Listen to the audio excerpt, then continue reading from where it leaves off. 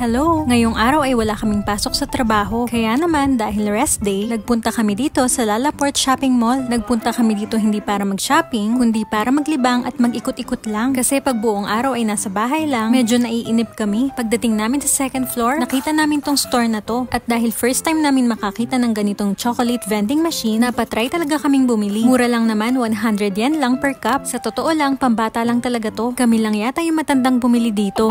Hindi pa nga kami nakakapag-ikot ng husto, ay gutom na daw agad tong kasama ko. Sobrang daming pagpipili ang pagkain sa food court na to. Pero for today's lunch, ang gusto raw niyang kainin ay udon. Compare sa ramen na sobrang flavorful yung lasa, itong udon naman ay light lang. Pero hindi pa rin pwedeng sabihin na mas better ang ramen dahil may kakaiba rin tong sarap. Pag na-serve na yung udon, ikaw na yung bahalang mamili kung anong gusto mong sides or toppings nito. Make sure lang na wag mong kakalimutang magbayad sa cashier.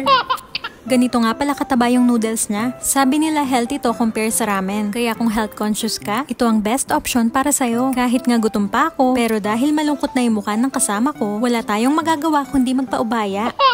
Nang makakain na nga, may naalala daw siyang kailangang bilhin, kaya nagkayayaan kaming pumunta sa IKEA.